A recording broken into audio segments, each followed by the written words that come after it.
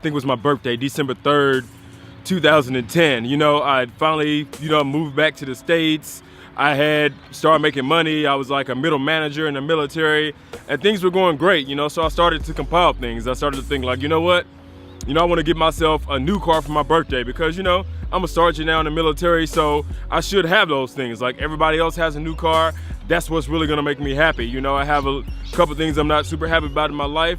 Let me go ahead and grab this brand new car. I think that's what's gonna make me happy. So I remember it's my birthday and I went into like the Camaro dealership and I told the guy to, custom build me a brand new car. Waited probably about a month and a half for my car to be built. And it felt great, man, Then I remember right after that, around May of 2011, I was like, all right, I got the car. Now if you have the car, you gotta have the house to go with it as well. I think it's time to buy my first house.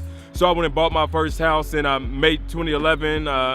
I don't even remember. Was it like I think it was 3 bedrooms, 2.5 bath, 2 stories, like balcony overlooking like casinos. I was a man, I was really living the life, right?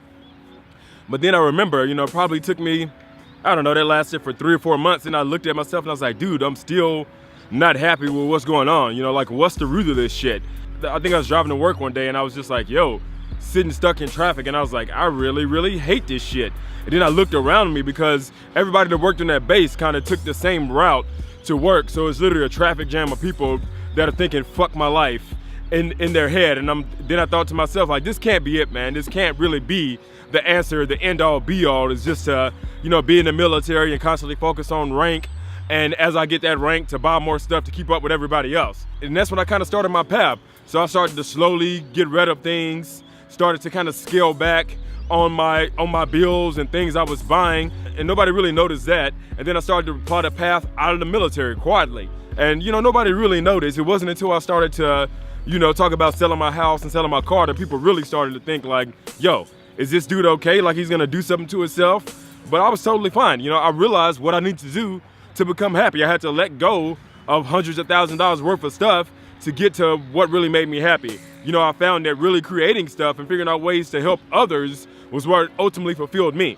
I'm not speaking to everybody. Maybe it is some people out there who the fancy cars and making X amount of money makes them happy. But for me, that wasn't the answer. So I started to scale things back, which is, when you think about it, very counterintuitive. So a lot of people don't think to do it, and a lot of people don't do it just out of sheer embarrassment. They're like, yo, I can't scale back, I can't sell my car, I can't get rid of my house. What are other people gonna think? And like I said on the first and second video, like, fuck those people. They're not in the fight with you. Their opinion doesn't really matter because they're still chasing a quote unquote normal that doesn't really exist anymore. So a lot of times you gotta think about that. It's okay to scale back in order to get ahead. So people ask me to this day, how come you work this job when you've been in the military? You've been a DJ, paid 6 figures, and etc. And I tell them that was just an experiment for me, along the path to try to figure out what really made me happy. So the position that I'm in right now, whether that's educating and training and teaching people and actually empowering them to make their life better for my job, that makes me happy. And it gives me time to do these things like I'm doing right now, to work on other projects outside of work. I understand that's what makes me happy today.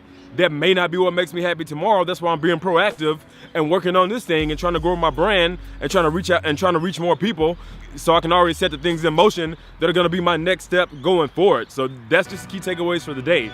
Be proactive, not reactive, and it's okay to take quote unquote steps back in order to move forward.